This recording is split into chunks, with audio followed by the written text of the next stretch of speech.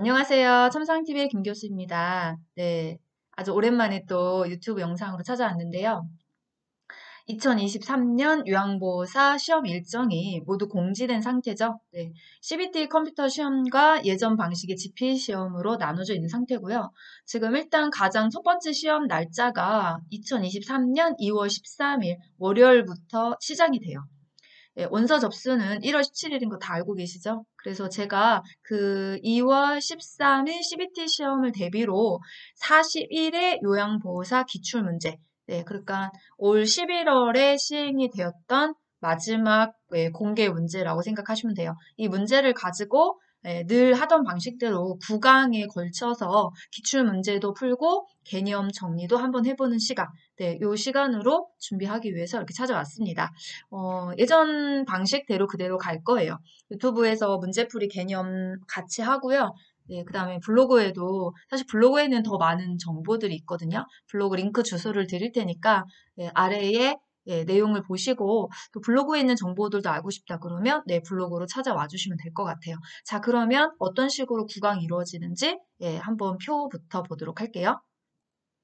자, 이렇게 업로드 계획 아니에요. 사실 40회 문제의 업로드 계획안과 별반 달라지지 않았거든요. 왜냐면 제가 시험이 끝나고 나면 이게 문제가 프린트 할 수 있는 상황에는 쿠션이 제가 프린트를 해서 뭐를 보냐면 40회와 41회가 이렇게 문항수 있어요. 문항수. 문항수가 달라졌는지를 쭉 한번 확인을 하거든요. 기존에도 기출 문제를 계속 문제풀이 해왔었으니까. 근데 40회나 41회나 문항수가 달라진 게 하나도 없어요. 요 표준 공식 개수 틀에 의해서 간다고 생각하시면 되는 거고요. 아마 그냥 강사인 제가 추측하기로는 올해 여기서 일을 해봤으니까 지금 현재 내년 하반기 정도에 명보사 교과 과정이 바뀌어요. 그 전까지는 크게 이틀을 벗어나지 않을 거다라고 생각을 하거든요. 그리고 국시원 홈페이지에 이미 2023년 주요 변경사항들을 꼼꼼히 읽다 보면 기존의 문제 유형이라든지 이런 방식과 별 차이가 없이 그냥 컴퓨터로 시험을 보는 방식만 변경이 된 거예요. 그래서 저도 그거에 준해서 이렇게 9강을 문항수 그대로 가져갈 거고요. 오늘은 1강부터 진행을 하도록 할 거예요. 문항수가 많지는 않지만, 5개의 문항수가 많지는 않지만, 근데 내용이 쉬운 것도 아니에요. 뭐, 대상자 이해 같은 경우는 괜찮지만, 제도와 관련된 문제들은 조금 꼼꼼히 보고 지나가시는 걸 추천드릴 거거든요. 그래서 문제 풀고, 문제와 관련돼서 또 이제 어떻게 개념을 푸는지 저랑 같이 공부를 해보시면 좋을 것 같고요. 저는 늘 말씀드려요. 문제풀이만 원하신다면 제 거 말고 다른 유튜브로 가세요. 네, 저는 뭐 몇 번 문제 몇 번 몇 번 이런 식으로 문제 은행풀이식으로는 진행하지 않거든요. 그 이유는 뭐 무엇이 때문인지는 사실 들어보시면 이제 아시게 될 거라고 생각을 하거든요. 그래서 문제를 푸는 게 중요한 게 아니라 문제 속에 알고 지나가야 될 개념을 정리하는 게 중요하다고 생각해서 이것도 80문제 그냥 한 번에 뭐 40분, 50분 안에 다 풀 수 있어요. 근데 그렇게 하는 건 사실 의미가 없다고 생각하거든요. 그래서 이렇게 9강으로 나눠서 단원별 정리와 함께 문제풀이를 진행하도록 하겠습니다. 자, 그럼 이제 문제 들어갈게요. 자, 1번 문제부터 보도록 할게요. 항상 1번은 대상자 이해 파트에서 문제 출제해요. 자, 지금 5문제 중에서 대상자 이해 파트에서 2문제, 그리고 요양보호 관련 제도 및 서비스에서 3문제, 이렇게 합쳐서 5문제가 난 거거든요. 자, 그러면 대상자 이해 파트에서 이번에는 어떤 문제가 출제를 한 건지, 우리가 오전 시험 문제와 오후 시험 문제가 달랐죠? 네. 이제 내년부터는 예측도 불가해요, 사실은요. 네, 지금 현재 나와 있는 것까지만 가지고 제가 이제 조금 방식을 맞춰 볼 거거든요. 자, 그러면 오전 문제와 오후 문제를 제가 양쪽에 지금 나란히 갖고 있어요. 네, 이 문제가 어디서 출제를 한 거냐? 하나는 심리적인 특성, 하나는 신체적인 특성, 그 다음에 나머지 하나는 사회적인 특성.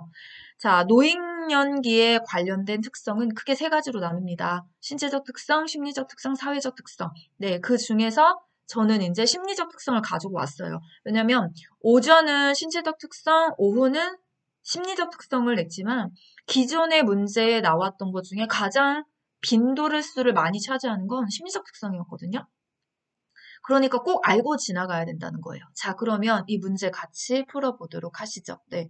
자, 다음과 관련된 논현기의 심리적 특성은 자신감이 저하된다. 결단이나 행동이 느려지고 매사 신중해진다. 1번, 생애에 대한 회고의 경향, 그렇죠? 2번, 경직성의 증가. 3번, 애착심의 증가. 4번, 외향성의 증가. 5번, 조심성의 증가. 자, 몇 번일까요? 자, 쉽게 답을 찾으셨나요? 네, 조심성의 증가입니다. 자, 늘 항상 제가 말씀드려요. 그럼 나는 1번의 심리적인 특성에 조심성의 증가를 맞췄어. 됐구나. 넘어가요? 예, 그러면 문제풀이 아니죠. 예, 이런 식으로 문제를 푸는 건 그냥 문제를 푸는 거지 개념 정리까지 다 같이 하는 게 아니에요. 왜냐면 제가 늘 말씀드렸듯이 이 41회에서 심리적인 특성의 답이 조심성의 증가였다면 그러면 똑같은 문제는 다음에 출제되지 않을 가능성이 높다는 거예요. 그랬을 때 뭐까지 알아두셔야 되냐? 그럼 여기 보기를 보시면 되겠죠. 만약에 생에 대한 회고의 경향이 답이 되려면 문제는 어떻게 바꿔서 출제할 것인가? 이것까지 내가 문제를 풀면서 개념 정리를 한다면 어떤 문제가 나한테 와도 나는 다 풀 수 있거든요. 근데 이런 보기의 내용들을 정리하지 않고 지나가시면 도대체 몇 문제를 풀으셔서 이 개념을 잡으실 거냐는 거죠. 문제를 많이 푼다고 실력이 절대 늘지 않습니다. 왜? 이렇게 풀면 돼요. 제가 알려드린 대로. 근데 그게 아니라 1번은 답은 5번이야. 맞았어, 지나가. 예, 뭐 2번의 답은 뭐예요? 맞았어, 지나가. 이런 식으로 문제를 푸시면 아무리 문제를 많이 푸셔도요, 시간이 좀 아까우실 거예요. 그걸 제가 단축하는 문제풀이 방식을 지금 여러분하고 같이 하고 있는 거거든요. 자, 이 심리적인 특성이 5번에 맞췄다고, 맞았어가 아니라, 제가 아까 말씀드렸듯이, 네, 교과서에 13페이지. 항상 저랑 문제풀이 하실 때는 표준교재를 좀 옆에 놓고 하시면 좋겠어요. 저 항상 표준교재 찾아가거든요. 그럼 13페이지에 가면 심리적 특성의 종류들이 있을 거 아니에요. 이거를 내가 네모박스 안에 직접 문제를 만들어 보는 거예요. 출제 임원이다라고 생각을 하고. 생애에 대한 회고의 경향이 가운데 들어가려면 어떤 내용이 들어가야 될까? 네. 이거 생각나시면 뭐 이런 문제 나오면 다 맞출 수 있어요. 안 나요? 그럼 교과서 읽으셔야 된다고요. 생에 대한 회고의 경향에 들어가는 내용들이 뭐 지나온 일생의 이야기들, 요인들이 설명이 된다든지 실패와 좌절에 담담해서 자아 통합을 갖는다든지 다가오는 죽음을 평온한 마음으로 만든다든지 이런 내용이 들어가면 이거 답이죠. 그럼 또 경직성의 증가는요. 뭐가 네모에 들어가면 경직성의 증가가 답이 될 수 있을까? 경직이 뭐였지? 나에게 익숙한, 굳었다는 거잖아요. 익숙한 것은 좋아하는데 새로운 건 싫어요. 바꿔야 되니까. 그래서 얼핏 보면 융통성 없어 보여요. 이런 단어들 들어가면 되죠. 그럼 애착심은요. 애착은 우리 책에 친근한 사물에 대한 애착심의 증가라는 표현을 해요. 예, 사람이 아니라 사물이에요. 오랫동안 나를 지켜왔던 사물의 애착이 강해지는데 그 이유가 뭐냐면 시간이 지나도 바뀌지 않는 마음의 안락을 찾게 해줘. 왜? 나는 바뀌었지만 세월이 흘러도 사물은 그렇게 쉽게 바뀌지 않거든요. 거기에 애착을 가지는 거죠. 네. 그 다음에 외향성의 증가다 이렇게 되는데 외향의 증가라는 말은 일단 없어요. 반대가 있죠. 뭐가 있을까요? 내향의 증가죠. 내향의 증가라고 하는 것은 내면을 중시하게 돼요. 바깥의 생활을 좀 접고 나의 내면을 좀 중시하고 타인과 만나는 것을 좀 깊이 하고 이런 내용들이 있어요. 이거 말고도 또 있습니다. 그쵸? 예, 이렇게 5개만 있는 게 아니잖아요. 가나, 다라, 마바, 사, 아. 8개가 있거든요. 네, 그 내용은 뒤에서 확인할게요. 자, 여기 있는 거죠? 제가 내향성, 조심성, 경직성, 생에 대한 회고, 여기까지는 했어요. 5개. 우리가 오지선이었으니까, 그쵸? 그러면 안 한 거 있죠? 우울증 영향의 증가. 우울증 영향의 증가는 뭐지? 불면, 식욕부진, 체중 감소 이런 신체적인 증상 플러스 네, 타인을 적대적으로 비난하는 어떤 행동을 보인다. 뭐 이런 내용이 들어가겠죠. 유산을 남기려는 경향은 남깁니다. 남기자 들어가요. 이거 왜 남기는 거냐? 인정받고 싶어서 이런 단어 들어가죠. 의존성은 쉬워요. 그래서 한 번도 시험에 난 적이 거의 없는 것 같은데요. 신체적 의존, 경제적 의존, 정신적 의존 모든 걸 다 몰라 알아서 하십시오. 이렇게 말하는 거잖아요. 이 특징 중에서 심리적인 특징이 가장 쉬운 문제 두드러지게 출제를 합니다. 그럼 제가 아까 그랬죠. 심리적인 특성만 있는 게 아니라고. 왜? 오후에서 심리적인 특성이 나왔고 오전에서는 신체적인 특성이 나왔어요. 그럼 신체적인 특성도 한번 보고 지나가야죠. 자, 신체적인 특성에서 알아두셔야 될 건 이런 내용들이에요. 세포가 노화됩니다. 면역 능력이 좋아집니다. 잔존 능력이 좋아집니다. 회복 능력이 좋아집니다. 비가역적 진행이 이루어집니다. 자, 이렇게 읽으면 이제 다 아는 것이냐? 아니요, 이거 문제를 갖다 놓으면 헷갈릴 수 있어요. 왜? 면역 능력이 뭐지? 이거 해석하실 수 있어야 되거든요. 설명하실 수 있어야 되고요. 면역하면 잠재하고 있던 질병이 나타나거나 질병이 발생했을 때 급격하게 상황이 악화되는 거. 그거 면역력이 없는 거, 방어 능력이 없는 거죠. 그럼 잔존은요? 남아있는 적응력, 그러니까 남아있는 능력이 떨어져서 적응 능력이 떨어진다. 그러면 잔존이에요. 회복은요? 네, 맞죠? 회복은 뭐 이 단어는 금방 아실 거니까 비가역적은 뭘까요? 가역은 막는 거고요. 비는 안일비 못 막는 거죠. 뭐가요? 노화는 점진적으로 진행이 되는 과정이기 때문에 인간의 노력으로 막을 수 없다는 거예요. 이런 내용들도 나는 기억할 수 있나? 지금 제가 설명하는 거 다 기억할 수 있다면 걱정하지 마세요. 다 풀 수 있어요. 그러나 이런 내용이 생각이 하나도 안 난다. 걱정하셔야 돼요. 왜? 아우 나 생각 하나도 안 나는데 교과서로 다시 확인을 하고 가시면 됩니다. 자, 그러면 신체적 특성 봤죠? 심리적 특성 봤죠? 하나 더 남았어요. 사회적 특성. 자, 사회적 특성에선 이런 말이 들어가요. 역할 상실. 그거 쉬워요. 네. 통과. 경제적 빈곤. 하면 그것도 쉬워요. 네. 그럼 유대감. 그거, 쉬워요? 쉬울 수도 있어요. 뭐 직장에서 퇴사하면서 사회적 관계가 줄고, 친척 관계도 줄고, 그럼 이제 유대, 서로가 연결되어 있어서 끈끈하게 주고받는 것들이 줄어든다는 거죠. 또 사회적인 관계가 위축돼요. 어떤 질환이나 이런 걸 경험하면서 신체적 기능이 떨어지니까 몸이 아프면 사람 만나고 나가고 활동하고 이런 것도 모두 다 줄어들잖아요. 그런 부분들이 사회적 특성에서 언급하고 있는 내용들입니다. 예, 이런 식으로 한 2개 정도를 골라서 기존에선 출제를 41회에서는 했던 것 같아요. 그러니까 요거 다시 점검하고 넘어가시면 좋겠고요. 자, 이제 다음 문제 갑니다. 자, 2번 문제입니다. 건강한 노화를 위한 방법으로 적절한 것은 1번 매시간 고강도 운동으로 체력을 증진한다. 2번 사회적 관계망을 점차 줄인다. 3번 영양보조제에 의존한다. 4번 혼자 보내는 시간을 늘린다. 5번 지역사원 봉사활동에 참여한다. 몇 번일까요? 네, 5번입니다. 하나도 안 어려워요. 네. 왜 냈는지 모르겠어요. 여러분 맞추라고 보너스 문제를 준 것 같아요. 근데 이게 1교시, 2교시, 그죠? 어차피 1교시죠. 예, 오후에도 하나, 오전에도 하나 이런 식으로 문제 냈어요. 제가 이게 저작권 방법 때문에 똑같이 할 수가 없어서 지금 막 섞고 바꾸고 막 이런 식으로 했는데 뭐 건강한 노화를 위한 방법, 그 다음에 노년기를 건강에 보내는 방법. 네, 이런 식의 문제인데, 이 내용은, 그냥 문항만 잘 읽어주시면 쉽게 풀 수 있는 내용들로 구성이 되어 있어요. 그래서 이런 거는 그냥 한번 보고 넘어가셔도 될 것 같은 문제거든요. 자, 그러면 이제 제도와 관련된 문제로 넘어가도록 할게요. 자, 3번입니다. 다음에서 설명하는 노인복지의 원칙은 건강한 노인이 은퇴 후 일자리 지원 교육 프로그램을 이수하고 소득을 얻을 수 있는 직장을 구하였다. 1번 존엄의 원칙, 2번 자아실현의 원칙, 3번 보호의 원칙, 4번 독립의 원칙, 5번 참여의 원칙. 어떤 걸까요? 네, 4번 독립의 원칙입니다. 자, 그러면 여기도 마찬가지로, 네, 우리가 이 요양보 관련 제도는요, 사실 학습 목표 단원을 보자면, 사회복지와 노인복지의 개념, 목적, 원칙, 유형. 요게 한 파트고요.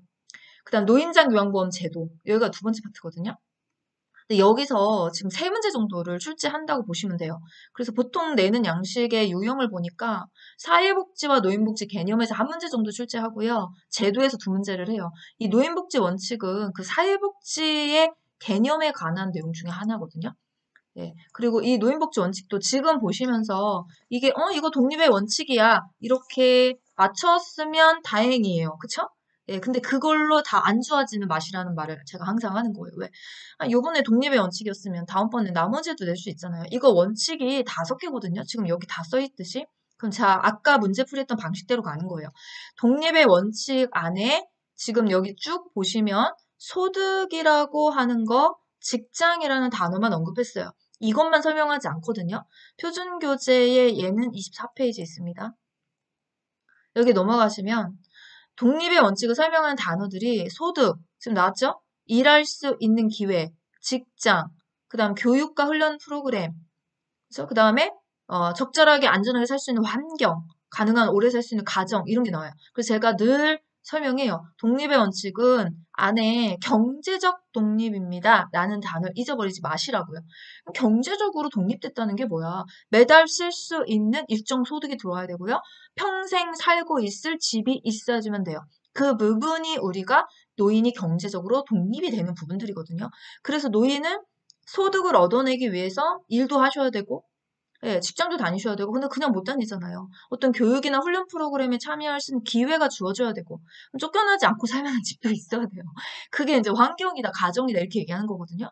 독립의 원칙이 뭐야? 라고 했을 때 머릿속에 이런 경제적 독립을 설명하는 거다. 경제적이라는 단어를 설명한 단어들이 뭐야? 이런 거 같이 떠올리셔야 보기 내용을 바꿔도 나는 맞출 수 있는 거고요. 자, 그러면 이제 1번부터 갑시다.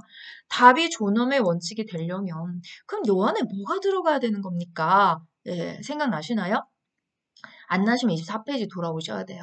예, 존엄의 원칙은 말 그대로 뭐냐면, 예, 공정하게 대우받아야 되고 어떤 학대 같은 거 받지 않아야 된다는 설명이 내용 박스에 들어가 있다면 존엄의 원칙입니다. 그럼 자아실현의 원칙은요. 자아실현이라는 게 나의 잠재력을 개발해서 뭔가 할 수 있는 기회를 제공받는 거잖아요. 그런 단어가 들어가 있어야 돼요. 보호의 원칙은 아주 쉽습니다. 네, 왜? 보호자 찾으시면 돼요. 지역사회 보살핌, 보호, 건강보호 서비스, 뭐 자율과 보호, 네, 보호적인 어떤 치료시설에 거주할 때 뭐 이런 내용이 들어갈 거예요. 그럼 참여는요? 예, 뭘 참여하라는 거지? 사회의 통합이 돼야 되니까, 하나가 돼야 되니까, 참여합시다만 하나 됩시다 하는 거잖아요. 어떤 봉사 기회를 준다든지, 사회운동 단체 같은 거 같이 할 수 있게 도와준다든지, 제공한다든지, 이런 내용이 들어가면 참여의 원칙이 되는 거예요. 예, 여기까지 하시면 이제 노인복지 원칙 5개를 다 이해하실 수 있어요. 자, 이렇게 공부를 한다고 생각하시면, 이 문제에서 이거 아니어도 나머지 내도 다 맞추실 수 있겠죠. 여기까지 가시는 게 문제풀이를 개념 정리와 같이 한다 생각하시면 돼요. 자, 그러면 노인복지와 사회복지에서 하나 정도가 출제하는데 이게 다냐는 거죠. 아닙니다. 절대 이게 다가 아니에요. 네, 왜냐면 이 앞에 제가 문제를 담아 놓지는 않았지만 그런 거 물어봐요. 네, 이거가 이제 오후에 났던 문제면 오전에서는 여길 물어봤어요. 여러분 사회보험의 종류 알고 계시나요? 공적 부조 뭐 이런 거 나온 거 있잖아요. 예, 공적 부조 안에 들어가는 건 국민기초생활보장제도만 공적 부조에 들어가요. 그리고 나머지 사회보험에 들어가는 거, 국민건강보험, 국민연금보험, 고용보험, 산업재보상보험. 이 구분도 하고 계셔야 돼요. 그게 어디 있냐면 22페이지에 있으니까 요 내용도 같이 보셨으면 좋겠고요. 그리고 또 하나 놓치고 가실까봐 안내를 드리는 건데 노인복지 사업의 유형이 있어요.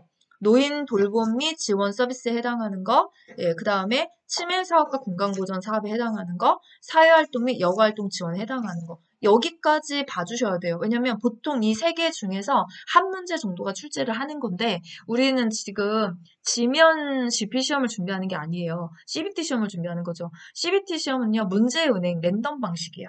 그 랜덤 방식이 뭐냐면 사람마다 아마 문제가 다 틀릴 거예요.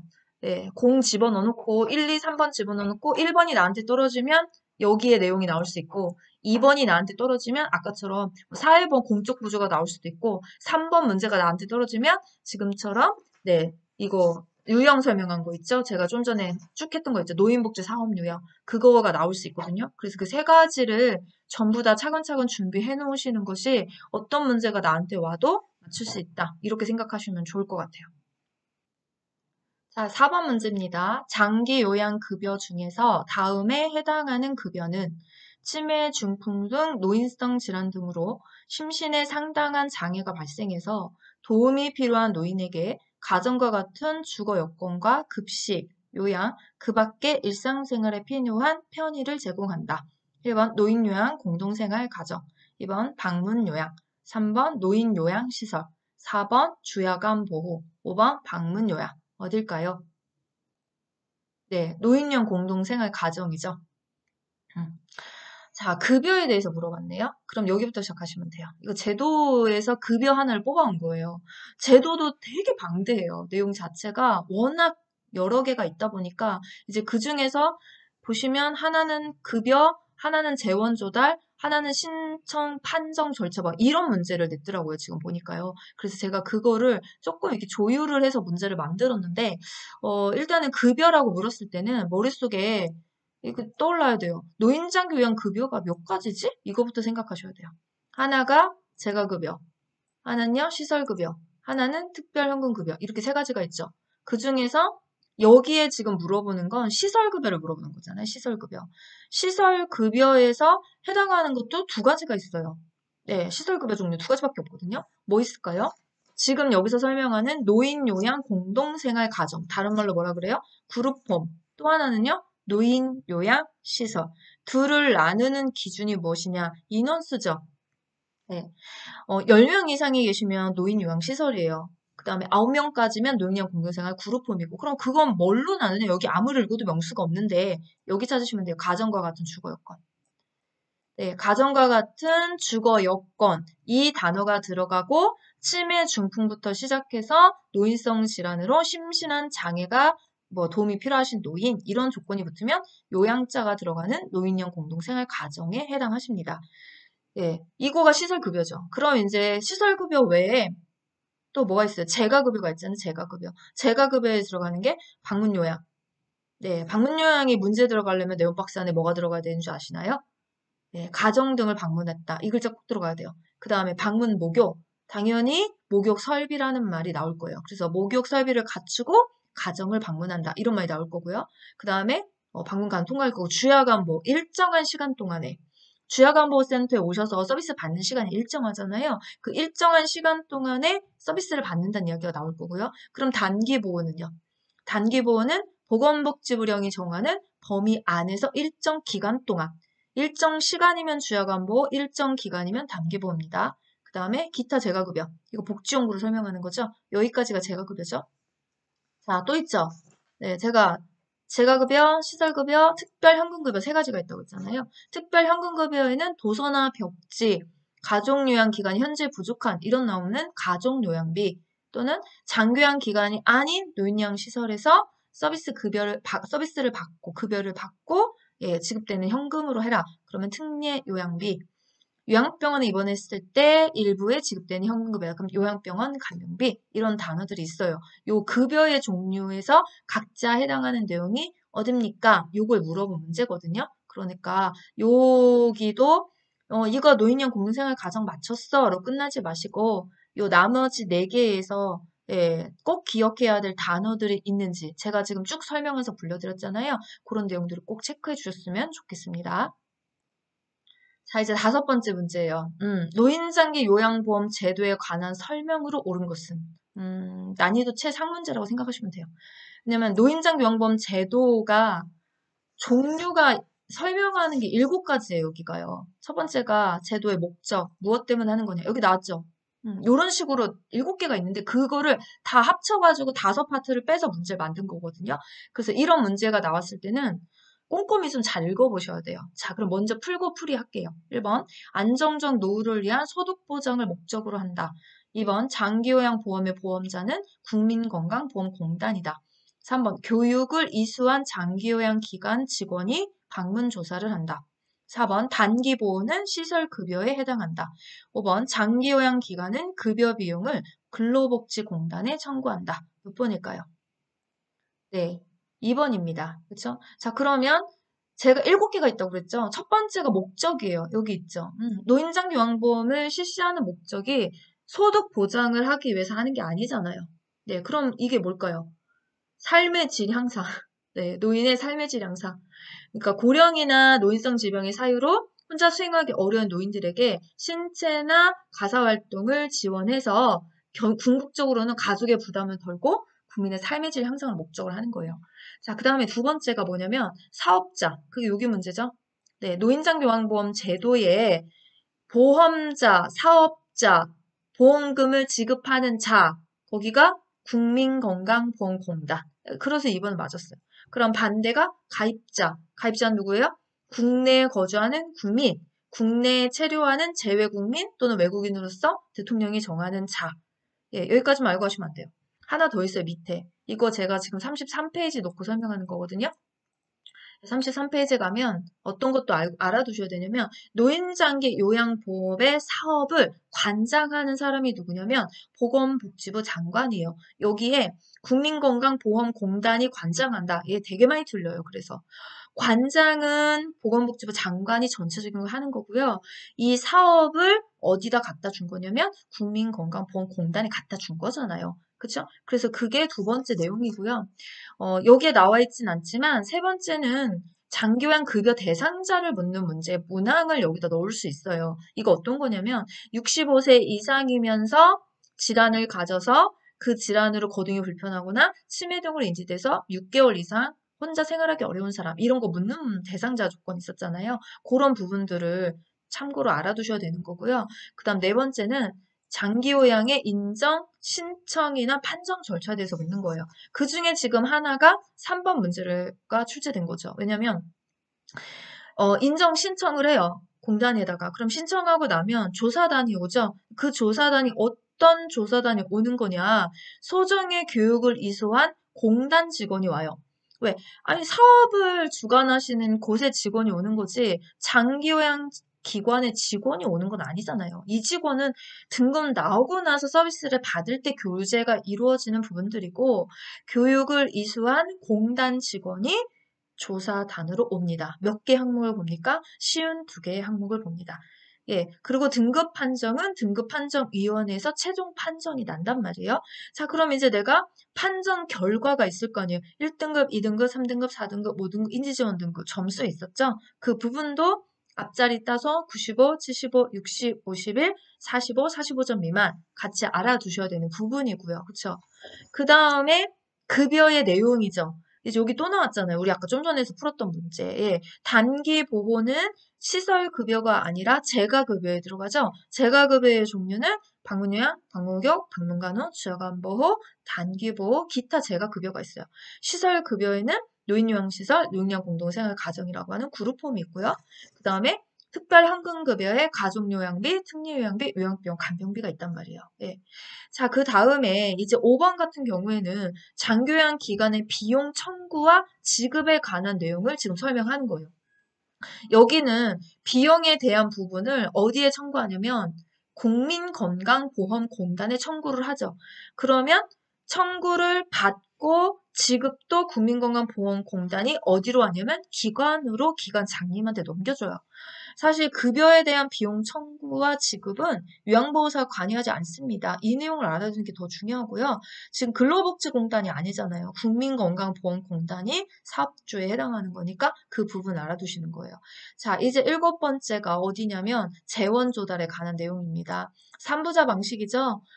국민건강보험료와 합산이 돼서 같이 징수는 하지만 따로따로 회계를 하고 있는 장교양 보험료 첫 번째.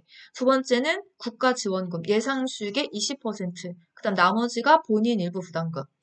사실 이 재원 조달 시험 문제가 굉장히 많이 나오고 있어요. 예, 지난 40회에서도 출제를 했었고 지금 41회에서도 출제를 했었거든요. 재원 조달. 왜냐면 낼 게 좀 많아요. 숫자가 들어가 있으니까. 그래서 그 급여에 재가급여를 이용하면 15%, 시설급여 이용하시면 20%, 저소득층이나 의료급여 수급권자는 40에서 60% 경감, 뭐 이런 내용들 있죠. 그런 부분들 잘 알아두셔야지만 문제 푸실 수 있어요. 자, 그건 뒤에서 잠깐만 확인할게요. 제가 다른 요점 정리 화면도 준비는 했는데 그 통과만 했어요. 왜냐면 이 재원 조달에 숫자가 나와가지고 숫자를 조금 인지하실 필요성이 있거든요. 제가 아까 말씀드렸듯이 장교양 보험료, 그 다음에 예상 수익의 20%, 그 다음에 본인일부 부담금, 시설급여는 20, 재가급여는 15%, 그 다음에 저소득층 의료수급권자는 40에서 60% 안에서 경감, 국민주 생활수급권자는 본인 부담금 없어요. 비급 항목은 전액 본인이 부담한다는 거. 자, 아까 장교양보험료에서 요즘에 많이 내고 있는 게 그거예요. 징수는 통합징수 거둘 때는 국민건강보험료랑 장교양보험료를 한 번에 걷잖아요. 근데 회계 따로따로 사용은 한단 말이에요. 그래서 거들 때와 쓸 때가 어떻게 각각 하는 건지 통합으로 하는 건지 그런 내용도 좀 한번 좀 알아두셔야 되는 부분들이고요. 여기에 본인의무 부담금을 조금 어렵게 내자면요. 이거 교과서에 있거든요.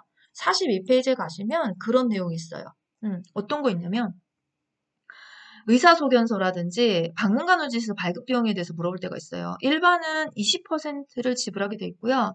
그 다음에 40에서 60% 경감하시는 분들은 본인 부담금이 의사소견서와 방문간호지시설 발급받을 때는 10%로 할인이 되세요. 이런 숫자도 놓치고 가시면 난이도만 살짝 올려버리면 막 헷갈리기 시작하시거든요. 그래서 다른 제도의 어떤 부분보다 이 재원 조달에 관한 부분들은 숫자를 좀 인식하고 가셔야 되니까 같이 봐주셨으면 좋겠고요. 문제풀이는 5개 여기까지거든요. 제가 사실 30분을 넘어가지 않게 되도록이면 영상을 찍으려고 하는 거예요. 지겨우니까. 예. 근데 지금 저랑 문제 풀어보시면서 블로그에 문제를 지면으로 쭉 넣어놨고요. 나는 제도를 무슨 소리인지 하나도 모르겠다. 이렇게 하시면 제도 문제를 풀러 가시는 게 아니에요. 개념이 정리가 하나도 안 돼 있는 상태거든요. 그러면 링크 블로그를 넣어드릴 테니까 블로그에 오시면 제도와 관련된 개념만 강의하는 부분이 따로 있어요. 유튜브에서 막 찾아서 하시는 분도 계시는데 못 찾아서 못 보시는 분도 많이 계세요. 그래서 근데 제가 또 거기는 안내할 수가 없으니까 예, 그 블로그 안에다가 이 문제를 쭉 써놓고 본인이 한번 풀어보게 답을 맞춰보게 이렇게 해놨고요. 그리고 못 맞췄다 하는 경우에는 이 영상을 들으시고 제도나 대상자 이해 파트의 개념 정리를 다시 돌아갈 수 있게 넣어놨거든요. 그리고 39회 기출문제, 40회 기출문제도 밑에다 같이 다 담아놨어요. 그러니까 영상 보시고 좀 더 공부를 보충해야 되겠다라고 생각하시면 블로그 링크 주소를 넣어놓을 테니까 글로 들어오셔서 거기서 보충을 더 진행해 주셨으면 좋을 것 같아요. 자, 오늘 1강은 이렇게 마칠 거고요. 이제 저는 2강으로 돌아오도록 할 거거든요. 제가 수요일 날 할 거예요. 왜냐면 내일은 종이 강의가 있어서 좀 어렵고요. 2강은 수요일 날 뵙도록 할게요. 자, 오늘 1강은 이렇게 마치도록 하겠습니다. 네, 오늘도 열강해주신 선생님들 모두 감사드리고요. CBT 시험이지만 겁먹지 마세요. 요런 문제 유형 안에서 출제가 될 거니까 우리 같이 열심히 공부하셔서 전원 합격을 향해서 가도록 하겠습니다. 네, 수고하셨습니다.